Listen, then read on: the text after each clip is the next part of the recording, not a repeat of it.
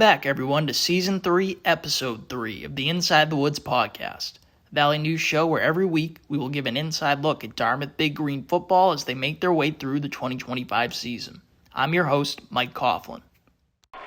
Granite Bowl trophy on the line. Big Green, last winning the Granite Bowl back in 2021. That was a 38-21 decision out in Durham. Dartmouth showing some pressure up the middle. Now they're going to bring pressure off the edge. Veza throws it across the middle. It is incomplete! Incomplete!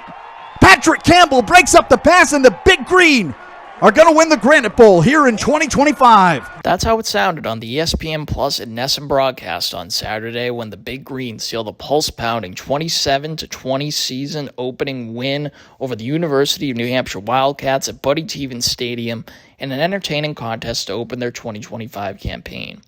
The final highlight belonged to senior defensive back Patrick Campbell, who ripped away a ball intended for a UNH tight end on a fourth down with less than a minute remaining in the game to seal the victory.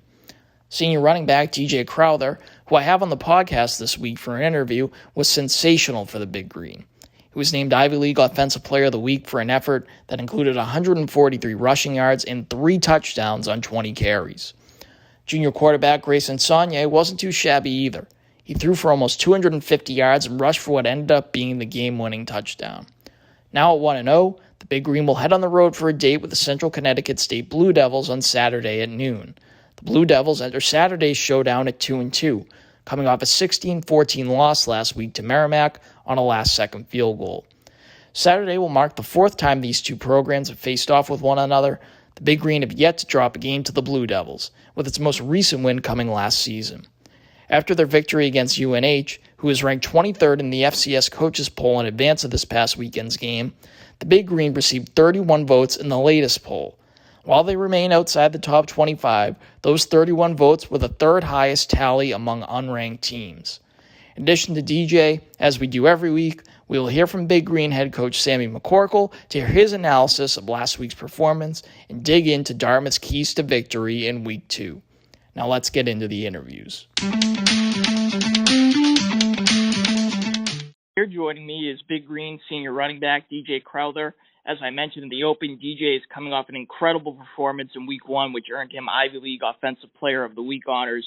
Hi, DJ. Thanks for coming on. Yes, sir. Thanks for having me.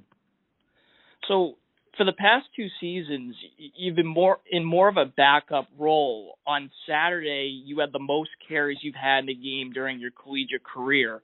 What was this offseason like, and how was it preparing for a season opener, knowing you'd be the primary back? Yes, so I think this offseason was nothing like any other offseason, just attacking each and every day and just making sure that in everything that I do, I'm making sure that I put myself in the best position to be successful coming Saturdays. And I think that's just going back to the mentality that we have as a program, just going 1-0 each and every day and just controlling what we can control. Right, and after Saturday's victory, head coach Sammy McCorkle shared with the media how excited he was in advance of your first game this season, and he talked about how he had a strong feeling that, a good game was coming from you. What do you think some of the keys to your success were against the Wildcats? Yeah, I think first and foremost, one of my keys to success was obviously my O-line. We did a great job this offseason just watching tape, being closer as a group, whether that's going out to eat, just hanging around the film room, the facilities. And second of all, just, tight ends blocking downfield, receivers blocking downfield, and just trusting in the coach's game plan and just being consistent with my reads. And yeah. Right, and now shifting more to Week 2, this week you guys face an opponent in Central Connecticut State that allowed Merrimack to rush for 190 yards last week and Connecticut to rush for 250 yards in Week 1. What should we expect from the Big Green offense this Saturday on the road? Yeah, so, I'm not really worried about statistics or number-wise like that. Honestly, we're just trying to come in, we're playing a good CCSU team, the fast, physical, but we honestly just got to come out fast, do what our coach is telling us, and just revert to our core values, which is having attention to detail, sense of urgency, max effort, and accountability. And I think the biggest thing about that is just, taking every rep in practice like it's a game day rep. And kind of like what Coach Mack says, it's not like you can just come out on Saturday and flip the switch. You got to play every rep like it's a game day rep to put us in the best position to come out successful. Great. And then, DJ, lastly, as a senior, I just wanted to ask, academically, what you have majored in at your time in Dartmouth and, what you plan to pursue in the future. Yes, sir. So, right now I'm majoring in sociology, and for the future, I'm honestly interested in real estate. So going in that avenue, not particularly knowing which avenue in that, because there's obviously a lot of things to do, but yeah, real estate for sure. All right. Well, DJ, thank you very much for coming on. I really appreciate it, and I wish you luck this weekend. Thank you. Thank you for having me. Now joining me is Big Green head coach Sammy McCorkle. McCorkle and his team are coming off their second consecutive season opening win, which marks the 14th season open victory in the last 15 seasons for Dartmouth. Hi, Sammy. Thanks for joining me again. Hey, Mike. Great to be here. So during Saturday's game, there were a few moments where your team faced adversity, whether that's, Grayson's interception, trailing early, the final drive of the game, to name some of them. Just what were your takeaways from Saturday's win? Well, I was just really happy the way our team stayed composed. Like you said, we had a nice drive on that first series there, and then Grayson made a bad decision there, and UNH jumped on it and took the ball down there inside our 20-yard line and punched it in. And then all of a sudden, now you look, we're down by 10-0 there in the first quarter. Our guys didn't panic though. I was very impressed with the way our guys stayed calm. And just continued to battle the entire game. And you could just see as the game went on, that the momentum started to change. We were able to flip the field a little bit, put ourselves in a better situation offensively and defensively. And I just thought, and then coming down to the end of the game, once again, the composure was huge. And but at the same time, we stayed composed, but at the same time, we were very aggressive on both sides of the ball. And but I'm just very proud of the way the guys came out and battled for 60 minutes. Right, and if there were any obvious issues this past weekend, it seemed to be in the kicking game. Can you tell listeners a little bit about what went wrong on Saturday and how you guys plan to respond this week? Yeah, I mean on the first kick, Owen he just didn't hit it right. It was just a bad plant foot and just didn't get the connection that he needed, which is unlike him. But hey, that happens. Now you don't want it to happen in those situations, unfortunately, but it didn't hurt us at the end of the game. But then on the other one where the bad snap, it actually our right guard just overstepped a little early into the inside the long snapper's leg, and the ball actually nicked his leg, and that's why it kind of fluttered back to the holder. And Woods actually did a good job of rolling out there, and we actually had an opportunity to find some guy there. He just couldn't complete it. But those things you got to clean up. Those are really small things, and we talk about it all the time. There's the attention to the detail. Nothing's too small. But those are things we got to clean up because those are things that can cost you a game, and luckily it did not. And the way our guys, once again, stayed composed and did not let little things like that, throw us off. I was proud of them bouncing back. Right, and now shifting to week 2, this week you guys play an opponent in Central Connecticut State who's forced 7 turnovers over the last 2 games.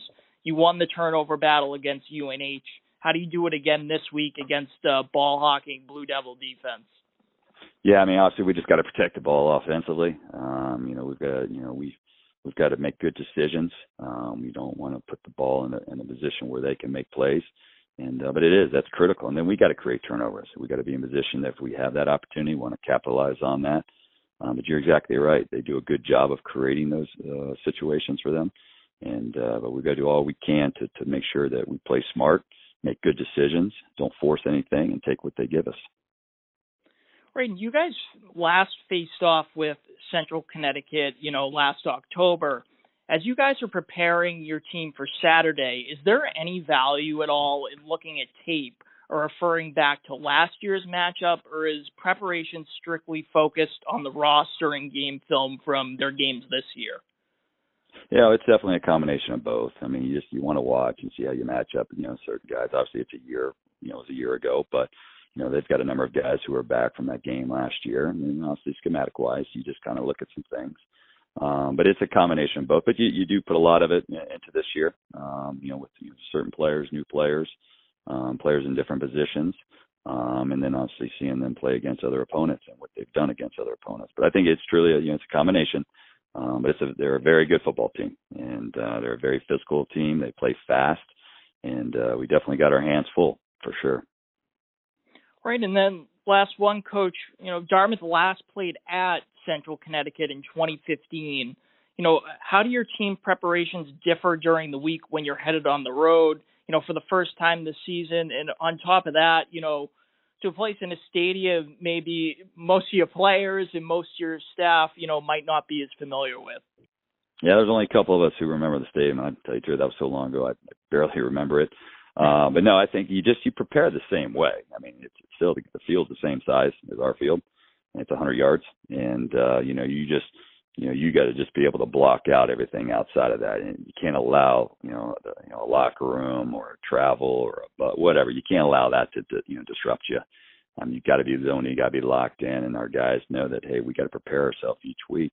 It's going to be homecoming there. It's going to be a hostile environment. But you got to block that out. You can't, let that be a factor of how, of your performance. And, but we're going to take each day this week to prepare ourselves and go down there and play.